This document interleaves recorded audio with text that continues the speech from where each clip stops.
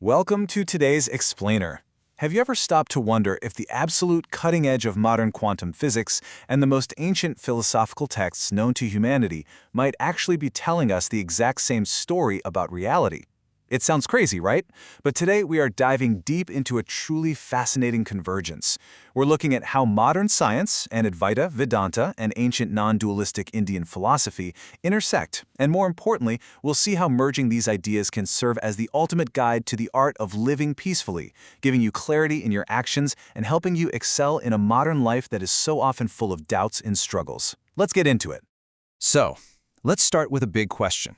Are we truly separate from the universe around us?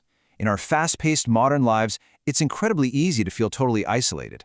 We often feel like solitary individuals just navigating a world of disconnected, separate objects. And this feeling actually mirrors classical physics perfectly, the old idea of a universe made of independent building blocks just bumping into one another.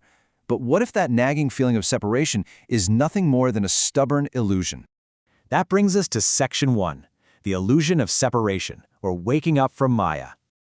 To really challenge those everyday assumptions we carry around, the Upanishads, texts composed literally thousands of years ago, proposed a pretty mind-bending idea called Maya. Advaita Vedanta teaches that our everyday experience of multiplicity, the fact that we look around and see millions of different separate things, is actually an illusion.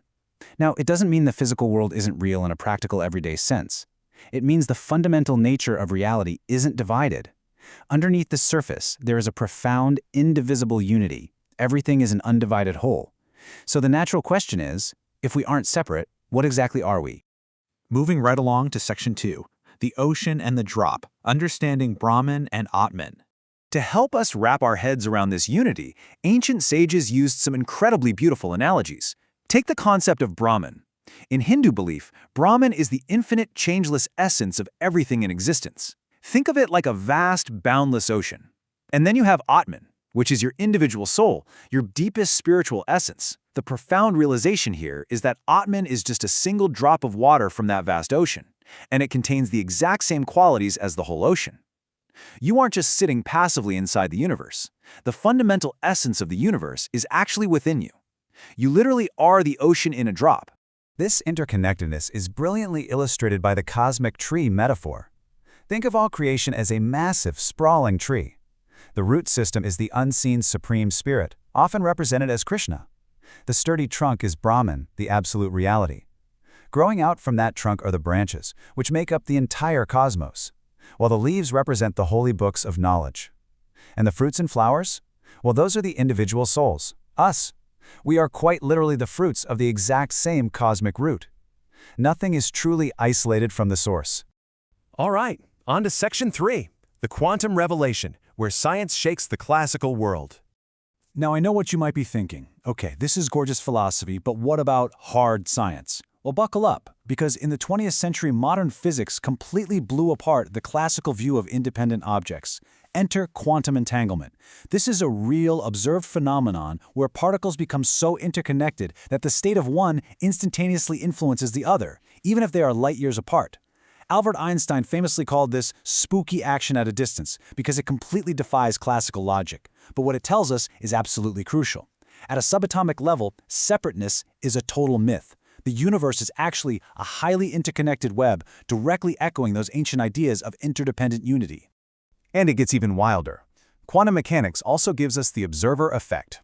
This principle reveals that the mere act of observing a quantum system actually changes its behavior. It forces a fuzzy world of probabilities to collapse into one specific, measurable reality. This implies a fundamental, inescapable link between the knower and the known. Consciousness isn't just sitting in the audience passively watching the universe perform. It is on stage, actively shaping the show. Which brings us to Section 4, where paradigms converge. Ancient wisdom meets modern physics. Let's actually put these two incredible systems of thought right next to each other. When we look at the nature of reality, Advaita says separate objects are an illusion, Maya. Similarly, quantum physics disproves the idea of truly independent objects, showing us fluid quantum states instead. How about interconnectedness? Advaita speaks of the underlying inseparable unity of Brahman, while physics gives us the non-local correlation of quantum entanglement. And what about the role of the knower? Advaita posits that Chaitanya, or consciousness, is the foundation of reality, just as physics demonstrates with the observer effect. Despite using entirely different methods, deep spiritual introspection versus rigorous empirical mathematics, they arrive at strikingly similar conclusions. It's just amazing. And honestly, the parallels don't stop there. Think about the origins of the universe. In the ancient Vedic tradition, you have the concept of the Hiranyagarbha, this cosmic egg or golden womb that holds the entire blueprint of creation before bursting open. Fast forward to today, and modern science describes the Big Bang, a singularity, an impossibly dense point of practically nothingness that rapidly expands into literally everything. We are looking at ancient poetry and modern astrophysics describing the exact same mind-blowing event. What about the sheer scale of the cosmos? Way before modern string theorists started formulating the multiverse theory, ancient sages spoke of Ananta Brahmandis. They envisioned infinite universes appearing and disappearing in the vast cosmic waters of Brahman, just like countless bubbles rising, floating, and bursting. To them, creation wasn't just a one-off event, it was an endless dance of infinite worlds. It's truly breathtaking how aligned these worldviews are. Let's move into Section 5, Reimagining Your Identity and the Story of Yava. So with all this heavy cosmic knowledge floating around, how do we actually apply this so we can excel in our lives without, totally losing our minds? Let's look at a story derived from the era of the Bhagavad Gita about a student named Yava. Yava desperately wanted to understand these profound truths of the universe, but he went about it the wrong way.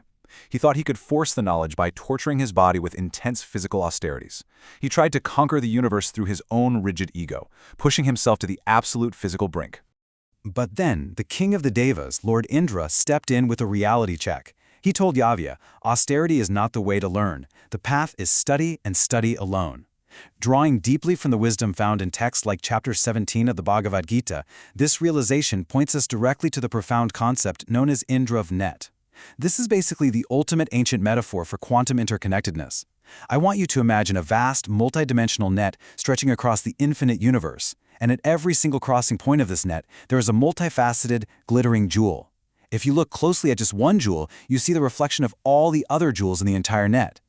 Indra was teaching Yavya that you cannot force a connection to the universe through sheer ego or suffering. You just have to realize you are already a jewel reflecting the whole.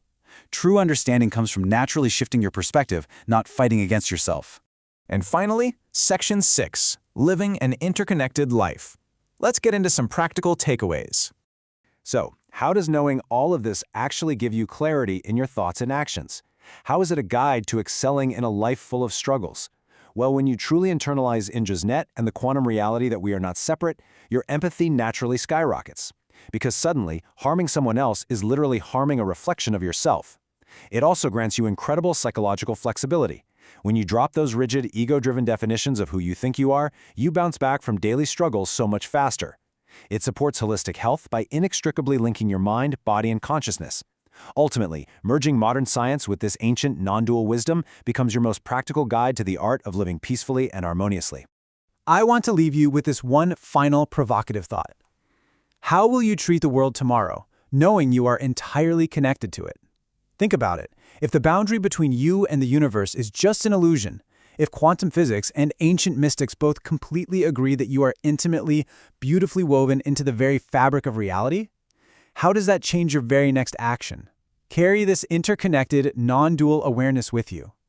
Thank you so much for joining me on this explainer today. Keep studying, keep reflecting, and remember, you are not separate.